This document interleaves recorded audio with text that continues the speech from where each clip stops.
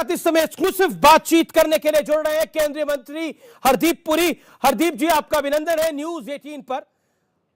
आज का ये इंटरव्यू थोड़ा अलग है क्योंकि हर बार आपसे मैं सवाल करता हूं, लेकिन आज मैं वो सवाल पूछ रहा हूं जो राहुल गांधी लंदन में बैठ के उठा रहे हैं। वो कह रहे हैं कि देश में ना तो मीडिया की आजादी बची है, ना ही न्यायपालिका की यानी कोर्ट्स की, और ना ही इलेक्शन कमीशन की यानी चुनाव आयोग की। देखिए, राहुल गांधी जी बहुत बहुत इंटरेस्टिंग चीजें कह जाते हैं। वो लोग कह रहे हैं कि डेमोक्रेसी भारत में शायद डेमोक्रेसी नो लॉन्गर एग्जिस्ट्स। तो मैं उनको दो तीन चीजें याद करवाना चाहता हूं जी।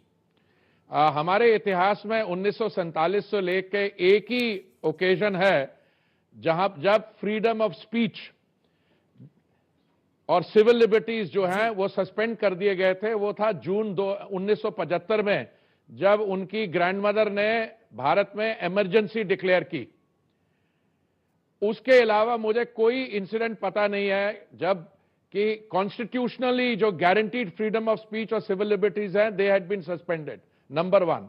राहुल गांधी जी कहते हैं कि वो बोल नहीं पाते क्योंकि यहां पे उनकी आवाज सुननी नहीं जाती है। जब माननीय महामहिम राष्ट्रपति जी ने अपना बोथ हाउसेज ऑफ पार्लियामेंट को एड्रेस किया, उन्होंने 31 जनवरी को, तो राहुल गांधी जी जब पार्लियामेंट में बोले, जहां तक मुझे याद है 42 मिनट बोले, 42 मिनट, 42 मिनट्स प्लस उन्होंने दिया।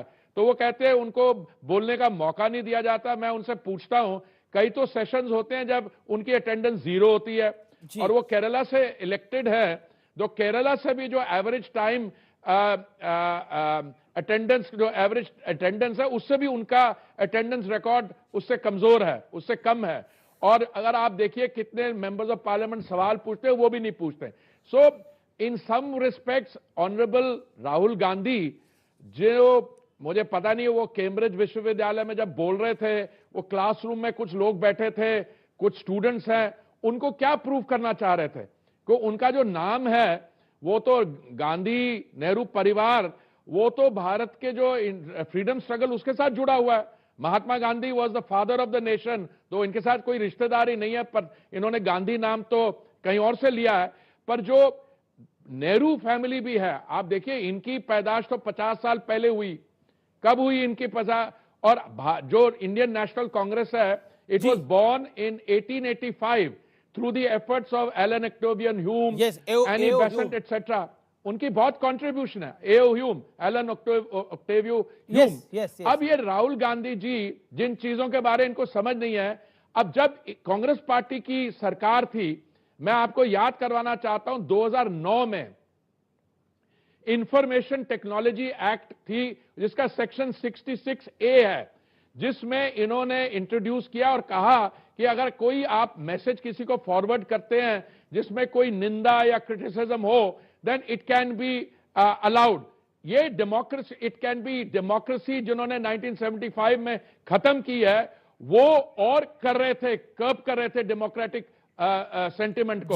Supreme honourable supreme court struck down that amendment of Manmohan Singh government.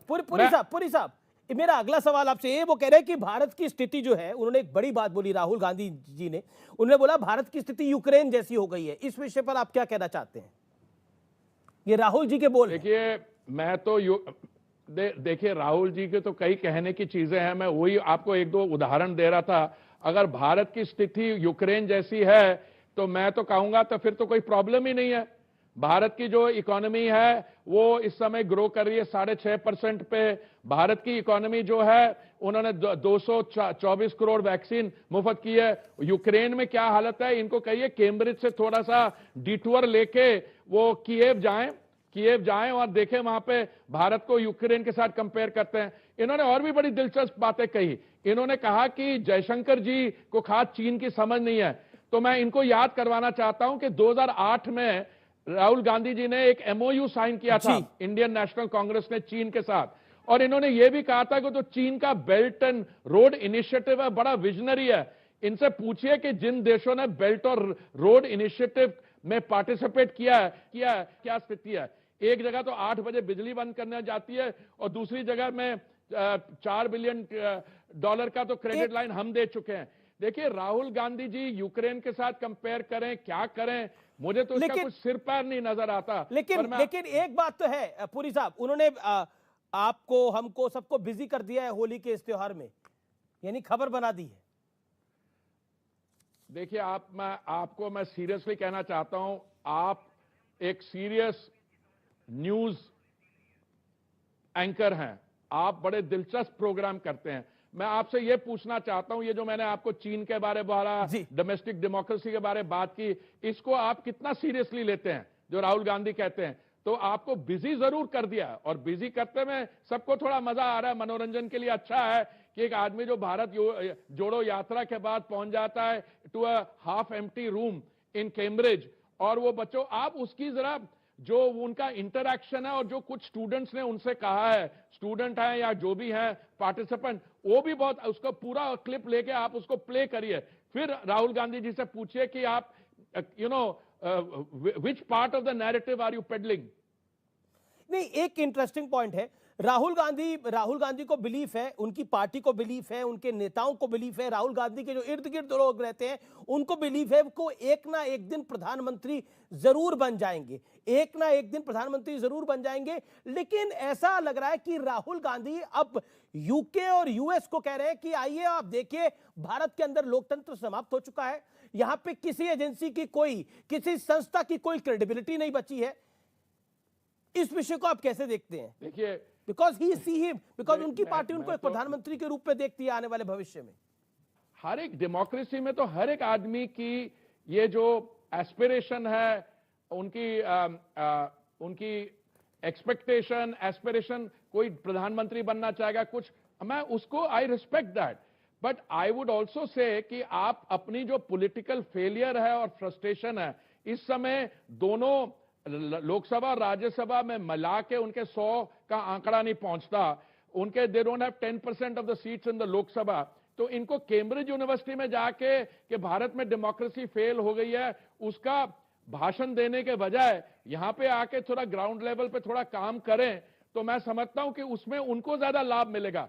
वो प्रधानमंत्री बनेंगे नहीं बनेंगे तो भारत के, लेकिन वो कह रहे हैं कि उनको भारत की यूनिवर्सिटियों में बोलने नहीं दिया जाता, इसलिए उनको कैम्ब्रिज में जाके बोलना पड़ रहा है,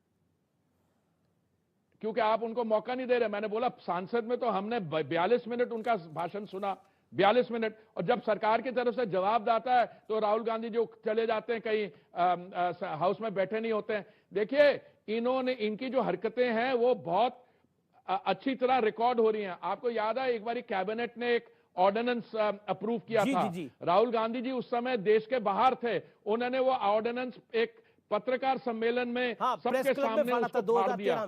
तो ये आपको, मेरे को याद करें, ये वही हैं जिन्होंने 1975 में इमरजेंसी डिक्लेयर की है जी, और ये वही है जिन्होंने 2008 में चीन के साथ एक मेमोरेंडम ऑफ अंडरस्टैंडिंग किया है। ये अभी कह रहे हैं चीन के साथ ये हो गया। चीन के साथ नीति किसने बनाई है? इनकी सरकार ने बनाई है, और 1947 से लेके अर्ली 1960s में क्या हुआ, फिर इन्होंने गए, ये वहां पे गए। तो देखिए, इसमें थोड़ा सीरियस इंट्रोस्पेक्शन करना चाहिए। और कह रहे हैं बेल्ट एंड रोड इनिशिएटिव बड़ी अच्छा इनिशिएटिव है। अब देखिए तो सही, उन देशों में जहां बीएनआर इनिशिएटिव इंप्लीमेंट हुआ, उन देशों की क्या हालत हो गई है। Countries have had to pawn off their territory. एक सवाल मंत्री जी मैं आपसे दिल की गहराइयों से पूछना चाहता हूं, और बड़ा महत्वपूर्ण सवाल है। राहुल गांधी के स्टांस में एक बदलाव आया है, पहले जो ढके छुपे बात होती थी अब वो ओपनली होने लगी है। राहुल गांधी खुलकर विदेशी जमीन पर कह रहे हैं कि भारत में लोकतंत्र की कमी है, भारत में इन्वेस्टमेंट को लेकर भी उन्होंने बड़े सारे सवाल खड़े करे। इसके साथ साथ उनको ऐसा लगता है चाइना में ज्यादा सद्भाव है, भारत में कम सद्भाव है। क्या आपको लगता है ये जो चेंज ऑफ गार्ड है राहुल गांधी का, ये क्यों है भारत जोड़ो यात्रा के बाद? भाई साहब, पहली बात तो यह है कि राहुल गांधी ने जब ओथ लिया था पार्लियामेंट में, उस ओथ को बड़ी अच्छी तरह वो पढ़ लीजिए, टू अपहोल्ड द कॉन्स्टिट्यूशन, उधर देख लीजिए अच्छी तरह से उसमें क्या एग्जैक्टली लैंग्वेज देखी हुई है। अगर आप में कोई पर्सनल लेवल पे फ्रस्ट्रेशन है कि भारत जोड़ो यात्रा के बावजूद आपको जो लोकप्रियता या आपको जो हमारी भाई और बहनों से जो रिस्पांस मिलना चाहिए वो नहीं मिल रहा, उसकी फ्रस्ट्रेशन आप कैम्ब्रिज में जाके उतार रहे हैं, कहीं और जगह। क्या मानसिकता है कि राहुल गांधी को मुस्लिम ब्रदरहुड और आरएसएस में कोई फर्क नहीं दिखाई दे रहा? मानसिकता क्या है ये आपको प्रश्न राहुल जी से पूछना चाहिए। मैं तो सिर्फ राहुल जी की स्टेटमेंट को इंटरप्रेट कर पा रहा हूं, और मुझे लगता है ये स्टेटमेंट उनको भी महंगी पड़ेगी। अभी विपक्षी नेताओं ने एक चिट्ठी भी लिखी है मनीष सिसोदिया की गिरफ्तारी के बाद, जिसमें कांग्रेस उसका पार्ट नहीं है, लेकिन कहा है कि एजेंसीज का दुरुपयोग हो रहा है, विपक्ष के नेताओं को जेल में डाला जा रहा है। और अरविंद केजरीवाल कह रहे हैं कि कट्टर ईमानदार बच्चों को पढ़ाने वाले मनीष सिसोदिया बेचारे जेल में है। पहली बात तो ये है कि मनीष सिसोदिया जी के ने बड़े मल्टीपल पोर्टफोलियोज थे। उनकी ये गिरफ्तारी अच्छे बच्चों को शिक्षा देने के लिए नहीं हुई है, उनकी इसलिए हुई है कि वो एक शराब का घोटाला हुआ है, एक्साइज स्कैम, उसके अंदर हुआ है। अगर वो कट्टर ईमानदार हैं तो they should just place the facts in the public domain and the problem will be over. जहां तक बात है कि विपक्ष के कुछ नेताओं ने लिखी है, पहले मैं आपको याद कराना चाहता हूं कि आम आदमी पार्टी का जो जेनेसिस है, इनका बर्थ कब हुआ? It was born in a crusade against corruption which was led by Anna Hazare जी। और उनसे तब पूछा गया आप एक राजनीतिक दल बनेंगे? उन्होंने कहा हम कभी नहीं बनेंगे राजनीतिक दल। टुडे द आम आदमी party, including by its own admission, is the most corrupt political outfit in this country। आप देख लीजिए कि क्या हो रहा है, अब कहां पे क्या हो रहा है और क्यों ये चीजें ये रोज रोज बाहर आ रही। अगर कांग्रेस पार्टी उनका साथ देती है नहीं देती है, that's besides the point। अगर कोई और ऑपोजिशन है, the fact that you are an opposition leader does not give you a immunity from prosecution for corruption। Priyanka Vadra कहती हैं कि उनका आरोप है कि विपक्षी नेता जो बीजेपी के सामने झुकने को तैयार नहीं है, सीबीआई के जरिए और बाकी एजेंसीज के जरिए उन्हें परेशान किया जाता है। ये प्रियंका वाड्रा कह रही है। देखिए, आप राहुल गांधी जी से के बाद आप प्रियंका वाड्रा पे पहुंच गए। मैं तो कहता हूं कि ऑपोजिशन का हक बनता है to say whatever they want to, but at the end of the day all the statements are weighed in the court of the people. उसमें कितना दम है, कितना है और कहां भ्रष्टाचार हो रहा है। मैं आपको बताता हूं 2014 में जब मोदी जी ने दायित्व संभाला, उससे पहले क्या हालत थी और अभी क्या हालत है। अभी ये लोग चीजें ढूंढते हैं। जहां तक डेमोक्रेसी की बात है, चाहे वो उच्च न्यायालय हो, चाहे वो प्रेस हो, आप जैसे लोग, आपके भाई बंधु, हमें सुबह से लेकर रात तक वी गेट अब्यूज। एंड अगर कोई जो कांग्रेस रूल स्टेट में अगर कोई कर दे, अभी हाल में ही आपका एक कॉलीग है, उसने उनकी किसी मेंबर ऑफ द फैमिली को मेडन नेम से रेफर किया, उसको फटाफट अंदर कर दिया और देखिए क्या हुआ। अब देखिए वेस्ट बंगाल में। तो अगर डेमोक्रेसी को कुछ थ्रेट है तो मैं समझता हूं हमें यह पहचानना चाहिए वो थ्रेट कहां से आ रहा है। जी, ये अपने बड़ी हमारी तरफ से नहीं आ रहा। जी। और अब we have a more freedom, we have a more free press, more free judiciary. हमारा जुडिशरी का साथ on every second day the judiciary is trying to run the election commission, they are even trying to run my Delhi metro. अब ये तो चलता रहेगा। तो आप अगर ये डेमोक्रेसी नहीं है तो और क्या है। लेकिन राहुल जी को विश्वास नहीं हो रहा, कुछ विश्वास कराने के लिए करिए। आप लोग सदन में उनको मिलते हैं, आप मंत्री भी हैं, तो उनको विश्वास शायद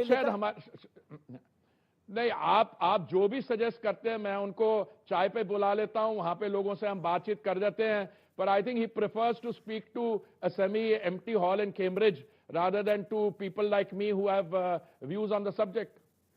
चलिए, मैं एक सवाल आपने राहुल गांधी से कभी संवाद करने की कोशिश की? सदन में आपकी बात हुई उनसे? कभी आपने उनको समझाने की कोशिश करी कि भारत में लोकतंत्र कोई खतरे में नहीं?